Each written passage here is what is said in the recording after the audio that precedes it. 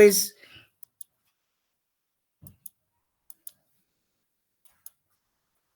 sus factores de riesgo, su propia epidemiología, una fisiopatología, existen muchas formas clínicas de esta enfermedad. Lo importante es que hoy en día se tiene que poder diferenciar histopatológicamente de otras enfermedades y también tiene sus comorbilidades, presenta tratamiento y se puede curar. O si en el mejor de los casos se puede tratar. Pero ¿qué es falso sobre la psoriasis, por ejemplo? Hay que decir que es falso sobre la psoriasis que digan que es una enfermedad inflamatoria no contagiosa. Es falso que digan que tiene un curso fluctuante. Es falso que digan que es más frecuente en varones, porque tanto les puede dar a los varones como a las mujeres. Y que digan que existe predisposición genética, no es tan falso. O sea, eso es un poco serio, cierto. Vamos a ver ahora qué cosas es la psoriasis. La psoriasis es una enfermedad inflamatoria que no se contagia y de afectación predominantemente cutánea, o sea, afecta a la piel. En ocasiones es sistémica, tiene un curso crónico fluctuante. ¿Qué quiere decir eso? Que hay veces que parece que está muy enferma la persona con exacerbaciones y entonces se le notan esas exacerbaciones. Y hay otras en que parece que estuviese mejorando. Entonces, por eso es que se dice que es de curso crónico fluctuante con exacerbaciones. El 29 de octubre, que ya estamos próximos, se celebra el Día Mundial de la Psoriasis. Confianza, acción y cambio es su lema ahora para tratar esta enfermedad. Hoy en día ya se han hecho organizaciones, asociaciones de la gente que tiene o padece este tipo de enfermedades. Entonces hay este tipo. El 22 y el 23 de enero del 2016 ya se realizó inclusive un congreso solo de esta enfermedad en Madrid. Por eso es que lo menciono, porque fue muy importante, ¿no? Ahora bien, ¿cuál es su epidemiología? Desgraciadamente en nuestro país no contamos con una epidemiología, pero vamos a basarnos en su prevalencia global en el mundo. En los adultos, por lo general, se dice que desde un 0,91 hasta un 8,5% se pueden ver afectados. Los niños en un 2,1%. En España, que cuenta con datos y que en este congreso se habló de la psoriasis, solo en España se vio que existían más de 1 millón de casos de psoriasis, imagínense. Entonces, también se vio en España que la psoriasis daba en 2 picos de edad, o a mayores de 30 años o a mayores de 55 años. En nuestro medio, el único dato que tenemos es que la psoriasis se presenta en mayores de 55 años en Bolivia. Eso es lo que yo he podido averiguar. ¿Qué factores? Pero no existe una historia, los dermatólogos no tienen nada de esto. ¿Cuáles son los factores de riesgo? Esto sí es bien importante. La predisposición genética, hasta de un 40%.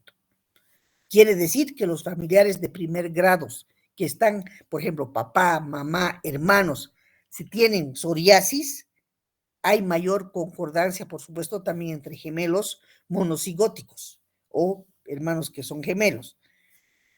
Pueden haber a nivel genético múltiples locus del gen susceptibles, sobre todo con el complejo mayor de histocompatibilidad. Se ha observado que el locus SOR S1, que es en el cromosoma, está localizado en el cromosoma 6 en el espacio 21. También existe otro, el HLA-CB6, que tiene, o sea, el antígeno de histocompatibilidad CB6, que tiene formas de inicio temprano, la forma gutata de la psoriasis gutata, el gen HLA de histocompatibilidad B17 tiene algunos fenotipos severos. O sea, las personas tienen que tener estos genes o portar estos genes para enfermarse de psoriasis en un 40%. Los genes LCE, que tienen también proteínas de la capa de córnea, diferenciación de las células epidérmicas, delección en algunos genes, en algunos locus, en algunas posiciones, en la locus E3B y en el locus E3C, tienen aumento de riesgo de padecer. Hoy en día ya todo esto está estudiado. Los genes TNIP1, TNFIP3, también hay pérdida de control de proliferación de los queratinocitos y niveles elevados. O sea, son fallas genéticas que generalmente se presentan en la piel o en la sangre, muy particularmente de las personas gordas, de las personas obesas. Bien, ¿qué más podemos saber de sus factores de riesgo? ¿Quiénes pueden enfermarse de psoriasis? Se ha visto también que, habiendo estudiado que existen algunos factores ambientales, inclusive del clima, que puedan afectar. Entre los factores ambientales, en primer grado están las personas que viven con mucho estrés. O sea, esos individuos que todo el tiempo están estresados. En los lugares fríos particularmente también se dan más casos de psoriasis, donde hay escasez de luz solar. La obesidad es un factor desencadenante, los traumatismos, algunas infecciones estreptocócicas, algunos virus, como el virus respiratorio agudo, el VIH, también son predisponentes a la psoriasis, el alcohol, el tabaco, algunos fármacos bloqueantes, como el litio, imagínense, antimaláricos, y obviamente existe una paradoja, que las personas que toman inhibidores para el factor de necrosis tumoral presentan muchas veces erupciones psoriasiformes también, o muy parecidas a la psoriasis. ¿Cuál es su fisiopatología de la enfermedad? Ya hemos dicho que esta enfermedad está mediada inmunológicamente por una citoquina proinflamatoria, que es la interleuquina 17, que es un coactivador de transcripción de otras, de la interleuquina B7 también.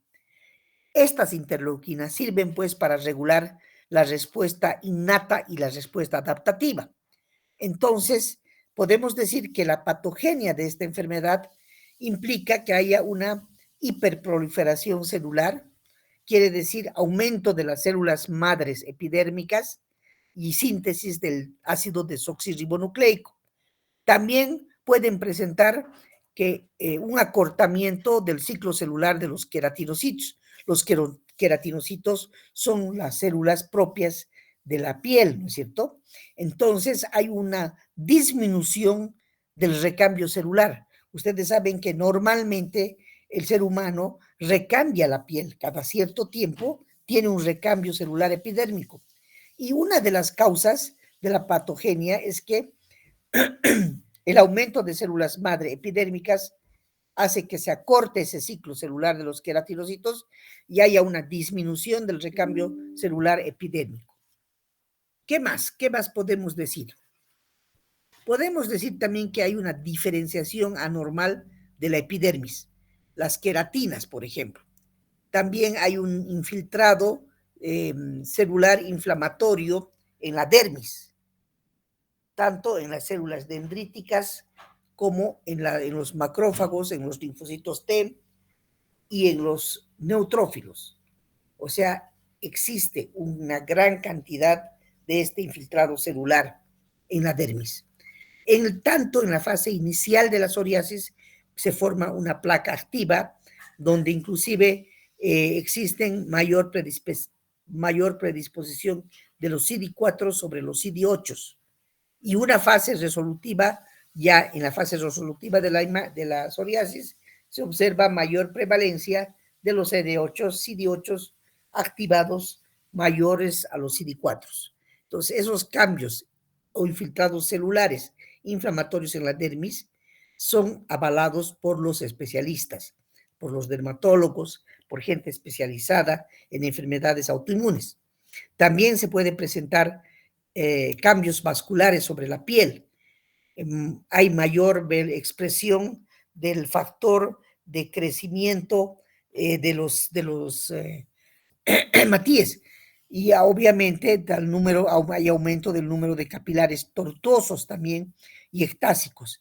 Y hace que los leucocitos migren hacia la piel y además los hematíes también se posesionan, por eso es que tienen un aspecto rojizo las lesiones de psoriasis. Si alguien conoce una persona, una enfermedad que esté enfermo con psoriasis, van a notar que son unas manchas blanquecinas y por la migración de los leucocitos hacia la piel, pero muchas veces con bordes rojizos.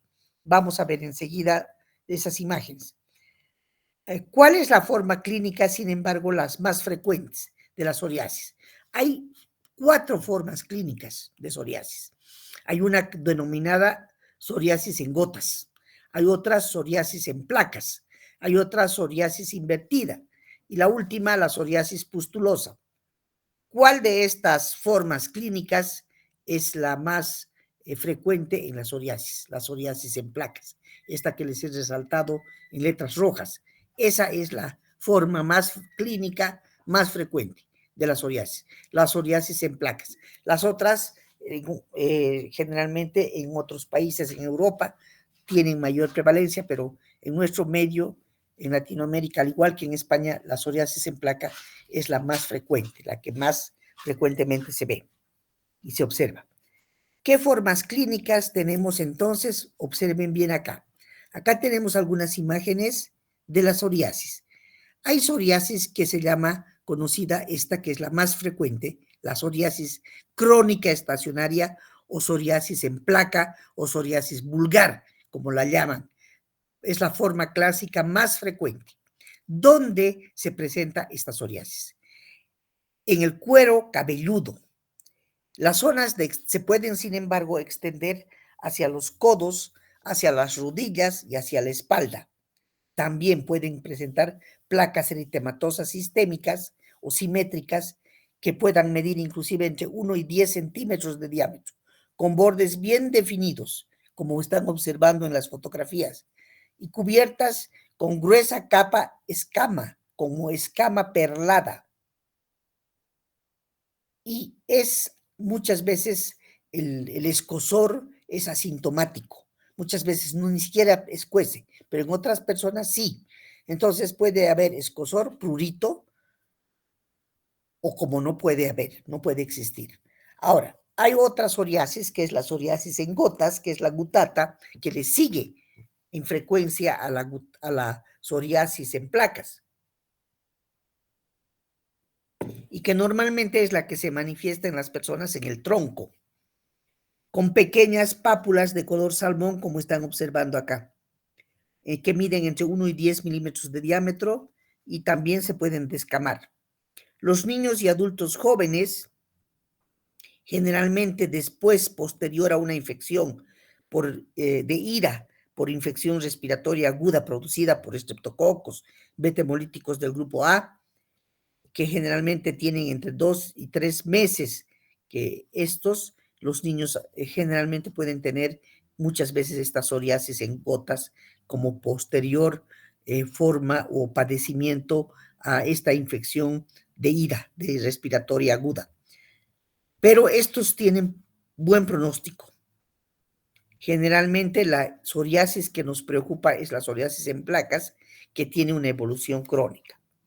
Ahora bien, entre otras tenemos la psoriasis invertida, donde vemos, como en esta fotografía, observen ustedes, áreas intertriginosas, zonas de flexión. Generalmente en los gorditos aparece en la región inframamaria, debajo de la mama, en las personas gordas. Lesiones eritematosas brillantes se observan que frecuentemente son no descamativas y con ocasional fisuración. Miren, acá está, justo debajo de las mamas. También tenemos la psoriasis pustulosa. Estas son menos frecuentes porque son formas más graves. Aquí en la psoriasis pustulosa, la forma grave es muy extensa. Pueden haber inclusive pústulas pueden presentarse en las palmas de los pies, miren, y en las plantas, con acrodermitis, dermatitis continua de jalopeao se llama esta lesión, y mucha descamación. Ahora hay otras, observen esta persona, que tienen en todo el cuerpo, presentan fiebre, mal estado, diarrea, leucocitosis, hipocalcemia asociada, o sea, son signos asociados a la enfermedad. Cuando algunas personas están embarazadas y contraen la psoriasis, también se presenta en la gestación y se conoce como impétigo herpetiforme durante la infección o tras retirar glucocorticoides orales. Desgraciadamente se puede presentar. Hay otros tipos de psoriasis, la psoriasis eritrodérmica, esas son las menos frecuentes. Sus localizaciones de las lesiones pueden ir desde la cabeza hasta los dedos de los pies. Y hay un eritema generalizado descamativo, pero es muy poco frecuente. Otra psoriasis en las uñas, la psoriasis unguial, que no hay que confundir con los hongos. Generalmente se presenta en un 20 a 50% de pacientes con psoriasis articular y eritrodérmica, que tienen en las articulaciones también. Esta psoriasis presenta una característica que son los hoyuelos o pits, como lesiones. Miren aquí si observan un agujerito. Este es un pit de psoriasis. Eso no se presenta, se llama pitting o mancha de aceite. Onicolisis también se llama. Y hay una hipertrofia subungual aquí en las uñas del paciente. También puede presentarse o confundirse o darse la forma asociada en la psoriasis con la artritis. Y entonces podemos tener en personas que tienen artritis, pueden llegar a tener artritis psoriásica. Y entonces, miren acá, las deformidades de los dedos, principalmente producidos por la artritis, se ven expuestos a una espondiloartropatía seronegativa, con antígenos de histocompatibilidad. Entre la cuarta y la quinta década de la vida se presenta. En un 15% de los pacientes que presentan psoriasis, también se presenta artritis. Y hay mucha relación con otros criterios también, ¿no? Pero eso es todo lo que a ustedes nos interesa saber. Vamos a pasar a ver la psoriasis con afectación ocular. Eso se produce generalmente en los varones, la blefaritis, como se llama. Otras formas de afectación de la psoriasis es cuando existen patologías en las personas cardiovasculares.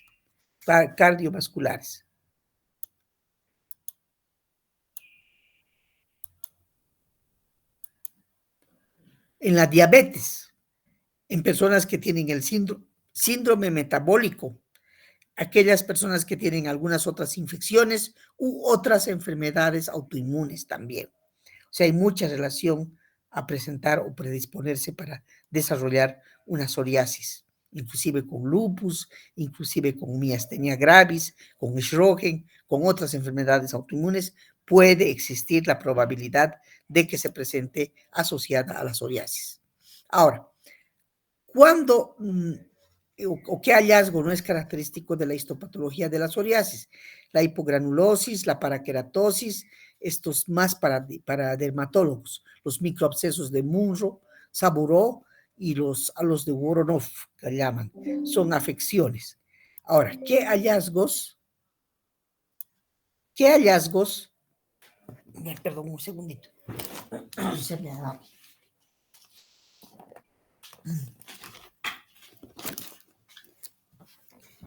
¿Qué hallazgos, por ejemplo, son importantes o no son característicos? Ya los hemos visto, ¿no? De todos estos, que son más característicos de otras afecciones.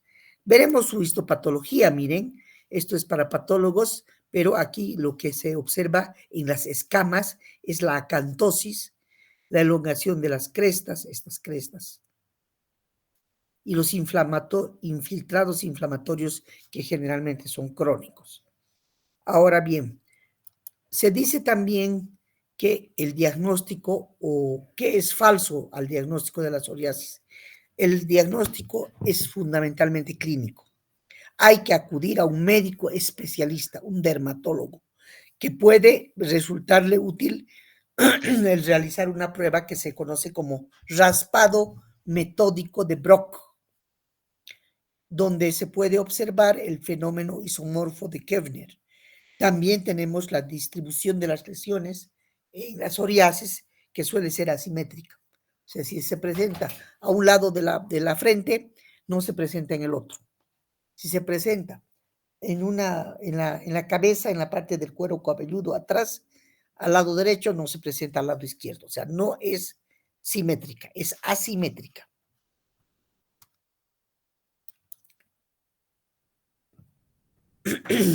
La distribución de las lesiones es asimétrica. El diagnóstico. El diagnóstico consiste en realizar, obviamente, acudir al médico, al dermatólogo, para que lleve a cabo una historia clínica completa, con exploración física de las lesiones y, obviamente, pueda ver si se presenta el fenómeno isomorfo de Koebner, apretando el trauma, causando un traumatismo o presión sobre la lesión.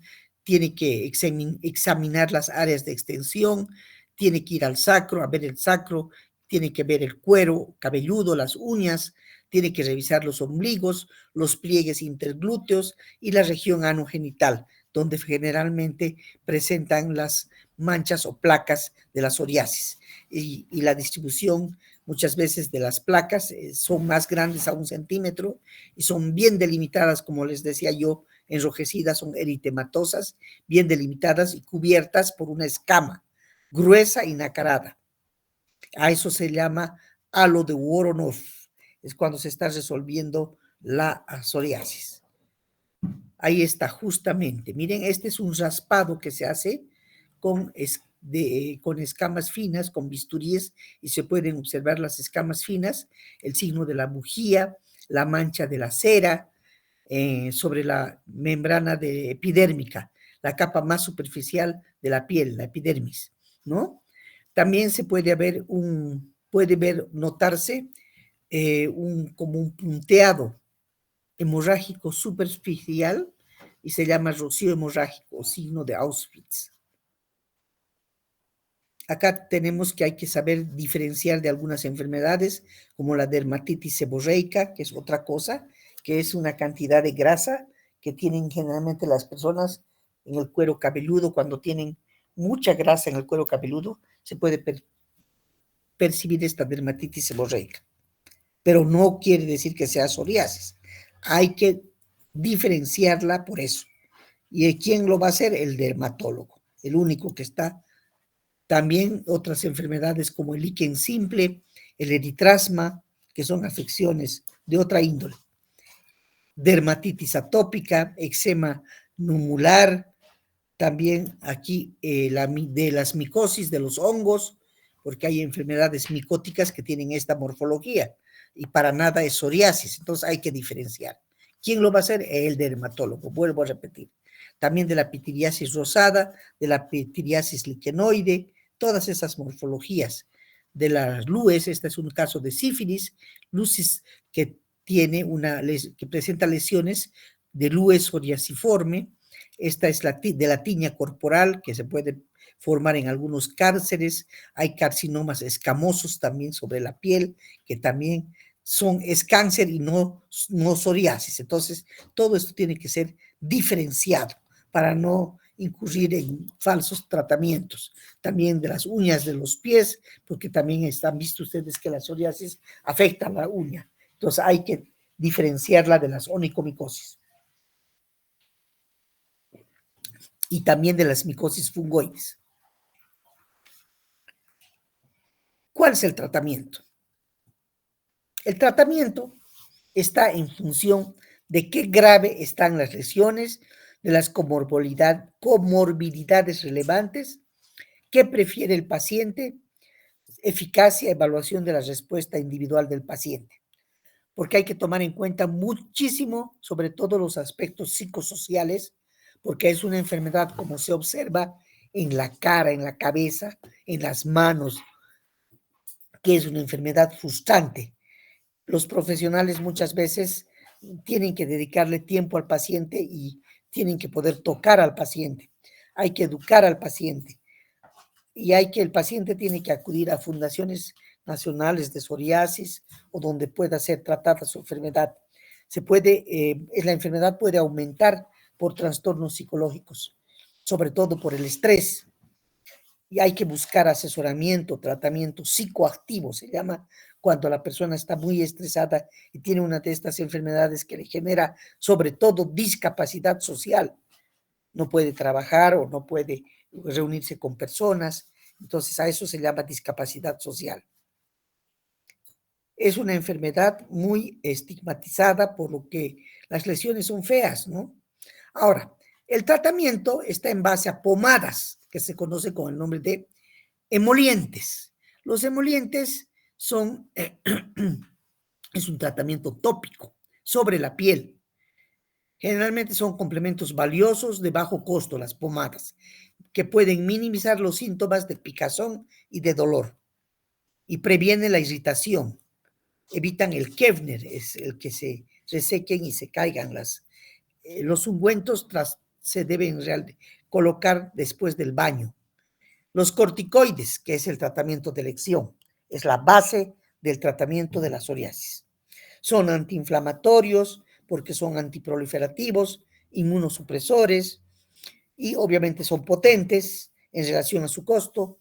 La localización, sobre todo para los corticoides, es cuando se observa lesiones o placas escamosas en el cuero cabelludo, en la cara, en el intertrigo debajo de los senos, la superficie de extensión en las personas gorditas a veces es mayor, y entonces hay que aplicar los corticoides en pomadas u otros tratamientos tópicos. En las lesiones activas también hay que evitar la atrofia cutánea, que la piel se llegue a atrofiar.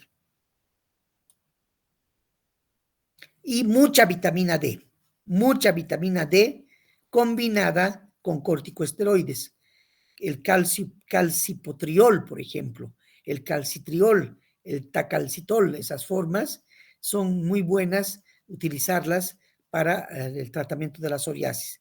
Y obviamente hay pomadas efectivas en base al alquitrán y a la brea.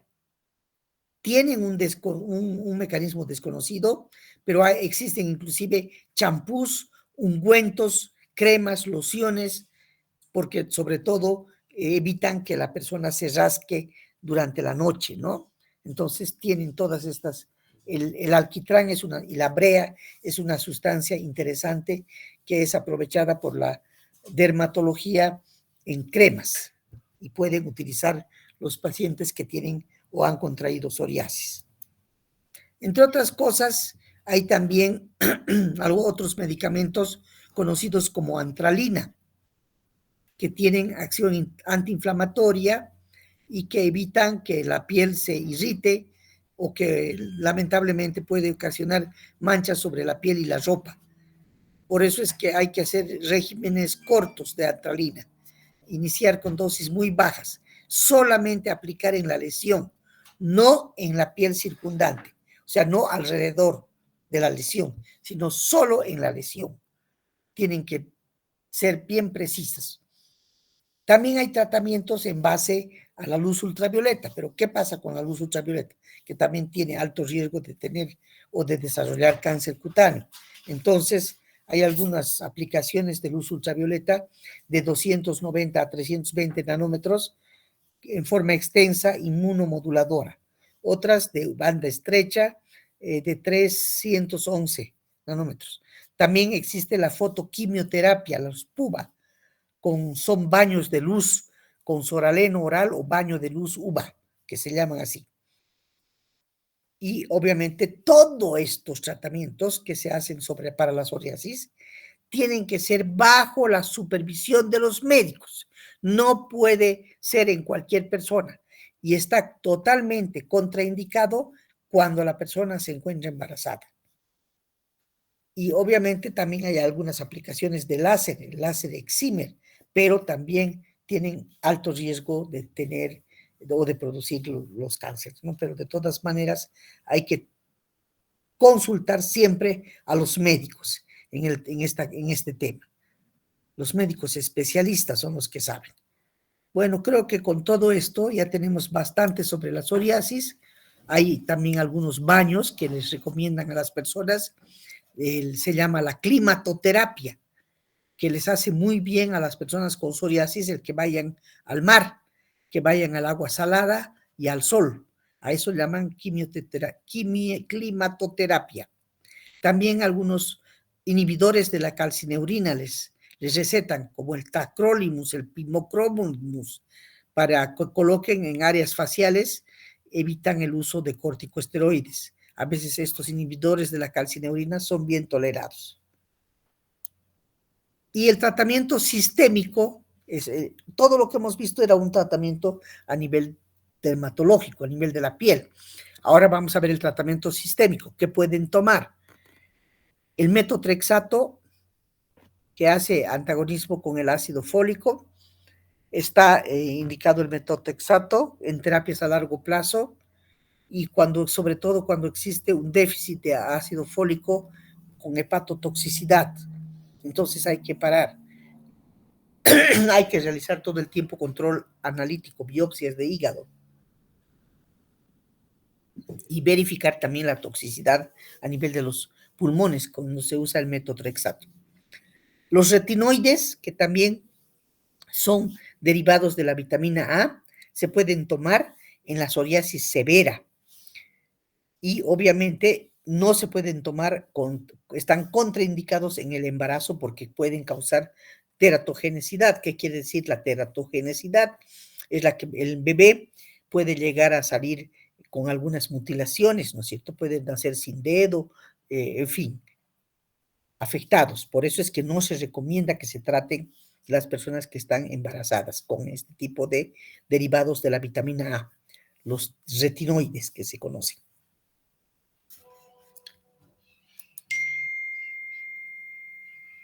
Estos más para médicos, ya no, la ciclosporina, que son inhibidores para la psoriasis severa, la nefrotoxicidad, ese es el peligro, ¿no? De la ciclosporina. Y tenemos muchos medicamentos o agentes biológicos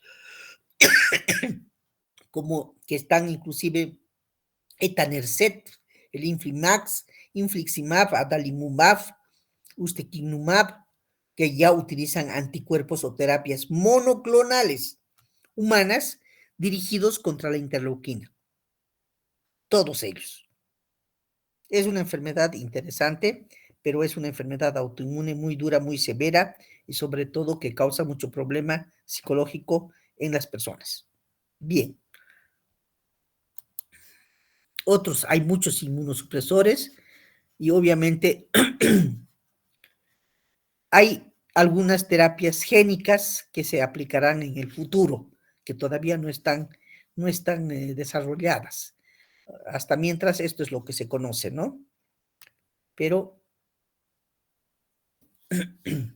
ésteres de ácido fumarínico, el Apremast, a muchas personas que tienen psoriasis inclusive les llegan a quitar las amígdalas con amidalectomía, para inhibirla un poco la respuesta inmune. Entonces, ahí está el tratamiento de artritis severa, psoriásica, con AINES, con infiltraciones intraarticulares de corticoides, en las leves. No tienen impacto en la calidad de vida. En las moderadas, antifactor de necrosis tumoral.